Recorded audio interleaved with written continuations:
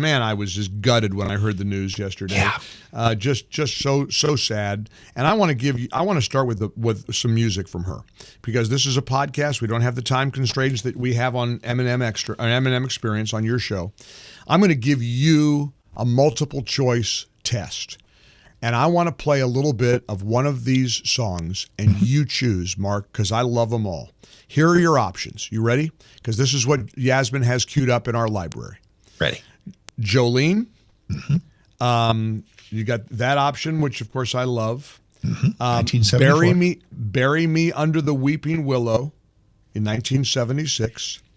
Here You Come Again, which of course is one of her bouncy, wonderful. Hello God, which frankly, the way you and I pray every day on our show, that's what she said yesterday. Hello God. 9 to 5, hard to escape that familiar song.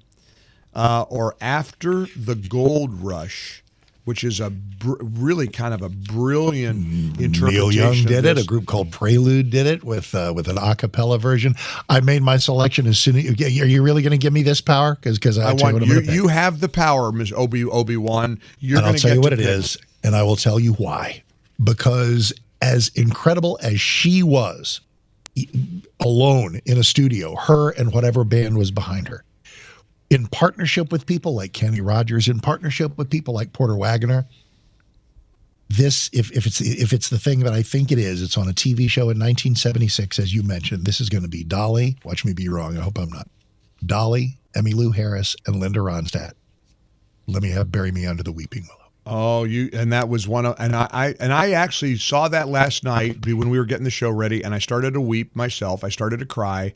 I thought, gosh, well done, good and faithful servant. And of course, the maestro of music himself, Mark Davis, knew exactly what this was from her show on ABC. Dolly Parton, Linda Ronstadt, and Emmylou Harris. Hit it.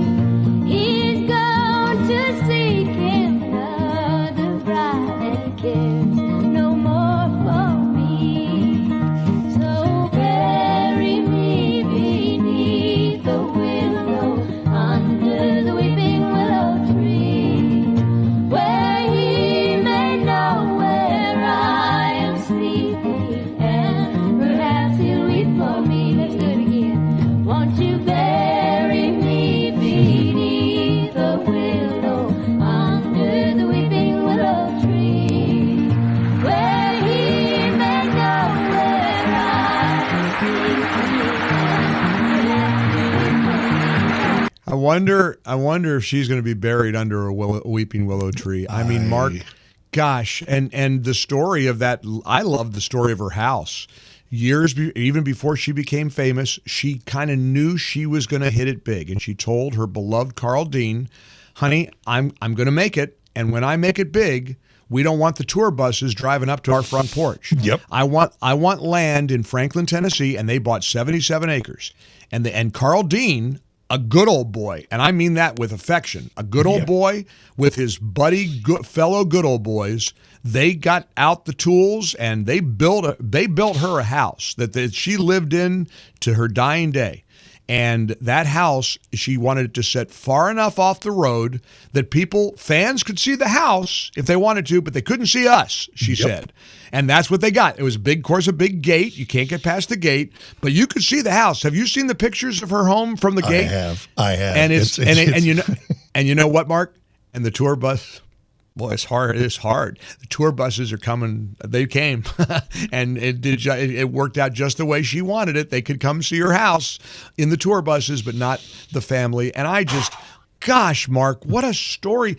And every time I saw her interviewed, she was so profound and faithful and good and decent. I can't get over the only epitaph that comes to mind, the only eulogy that comes to my mind, all I could think of was, she loved everybody and everybody loved her. You can't say that about anybody. No, I mean, I took a bunch of calls today from people, and from, when Willie, listen, Willie outlived Dolly. Look at that. From Willie to Elton John to all, maybe Betty White in the world of comedy is a parallel that comes close. Maybe somebody who had no natural enemies. How do you even do that? And maybe one of her genius philosophies was to pretty well stay out of politics. Here's what she was able to pull off. You sort of felt, people of values, people of faith kind of felt like she was a fellow traveler, that she had a certain set of values. I don't know if she was real hardcore conservative on most things. On some things, I think decidedly not. But she gave off that kind of vibe that said, you know what, she's one of us. But she wasn't showing up at Republican conventions. I think she turned down a couple of medals of honor from presidents of both parties to avoid being in league with them. She remained completely apolitical, and maybe that was just one of many, many elements of genius for her. And do you know what she said? Wait a minute. Do you know what she said about politics? Because this is so, I yearn for today's stars to say this.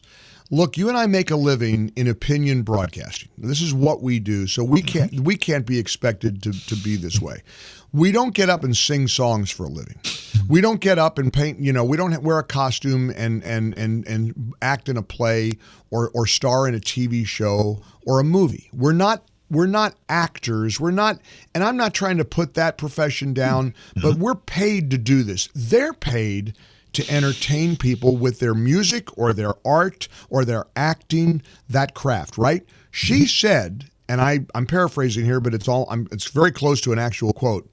I got fans of all political stripes. Why would I make half of them a country mad at me because of the way I might feel politically? I want everybody to love what I do, and I love everybody. Yep. Mark, what an absolute brilliant, and it's like the Michael Jordan quote, because Michael Jordan was never. People would beef about Michael Jordan for not using his incredible fame for any kind of social change or political change. He said, "Hey, Republicans buy sneakers too." Thank you. Yeah. And Republicans, believe it or not, go to movies, and Democrats like country music. And she didn't want to alienate anybody. She gave advice. Here's a clip I want to play also from the Dolly show, I believe from ABC. But she gave a teenager advice. If you could tell the advice that she wanted to give to somebody who was asking her for a couple of words of wisdom. I love this. If you could tell teenagers of America today one thing, whether it be advice or something of support, what would it be? I would say, act like it's raining every day and wear your rubbers.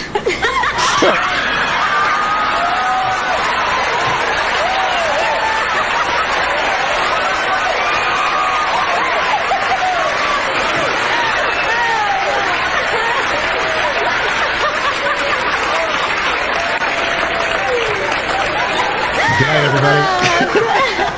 I'm sorry, but even my face is red. It's hard to bear it. I don't believe I said that. I mean, and actually, there's some wisdom there. Got that right. Yeah, I mean, there may be a double but also on a very serious note, though, she talked about her faith, and I love this about her. She talked with a show called Today's Nashville, not too terribly long ago, I don't think, but she talked about her love of Jesus Christ. I learned to love Jesus, and learned that Jesus loved me when I was a little bitty kid, and all those things that Mama used to say, that through God all things are possible. I kept all those things kind of tucked away into my subconscious mind and in my heart, and those are the things that have helped me through the years. I never do anything that I don't pray about it, and I always ask God to lead me and to show me and direct me into what I'm doing, and to bring all the good and the right people into my life, and to take all the bad and good things out, and just to kind of guide me to do things that would glorify Him and to uplift mankind. That's my mission. Gosh, I mean, what? I know. And then one more clip, if I may. Oh, by all because means. I've donated to the Imagination Library, her foundation, for about 10 years. I love the fact that I think I saw the number last night. It was stunning. I think 300 million books have been provided to kids in the inner cities, in impoverished areas, kids, black kids, brown kids, white kids. She loved that project in honor of her illiterate dad, who she loved. He couldn't read or write. And she knew that my dad, as smart as he was, if he had gotten an education, the world could have been his oyster. But, he was a hardworking guy. And there's somebody on X that I want to share with you, at American Papa Bear, reacting to the passing of Dolly and her daddy inspiring her to create this wonderful philanthropic organization, the Imagination Library. Dolly Parton passed at 80 today. Hi everybody, this is Dolly. Before he passed away, my daddy told me that the Imagination Library probably was the most important thing I'd ever done. Now I can't tell you how much that meant to me because I created the Imagination Library as a tribute to my daddy. He was the smartest man I've ever known, but I knew in my heart his inability to read probably kept him from seeing all his dreams come true. Inspiring kids to love to read became my mission. In the beginning, my hope was simply to inspire the children in my home county, but here we are today with a worldwide program that gives a book a month to over 1 million children. Of course, I have not done this alone. The real heroes of our story was the thousands of local organizations who have embraced my dream and made it their own. They raise millions of dollars each year and wake up every day with a passion to make sure that their kids have every opportunity to succeed. It's been quite a journey, but we have so much more left to do. Yeah, this one hits a little bit different today. She just passed away. She said her daddy told her the Imagination Library was the most important thing she ever did. Not the songs, not the fame, the books. Built it for a man who was sharp as a tack but never learned to read. That one hits every dad in the chest. Started in her own little county. Now it's millions of kids getting a book every month. No government, just heart. While the world's busy arguing about everything else, Dolly was quietly putting books in kids' hands. A home full of books. That's the dream right there. Simple, strong, American. Rest easy, Dolly. Gosh. You did right by your daddy and by a whole lot of kids. Wow. You're Wow. killing me. You know what the difference is? I'm on the floor here. I think I'm on between the floor. dating back to last week to Education Friday, where we described ways in which we can give and receive emotionally in ways that we really don't, sort of on the radio, sort of the buttoned up, freewheeling to be sure, but the buttoned up when's the next commercial break world of radio. This environment is just a little more personal, a little more organic. I don't think I actually cried on the actual show today, but I have today, and it's your fault. Well, those are great, and they're so magnificent. And God bless this woman, and just rest well, good and faithful servant. She loved everybody, and everybody loved her.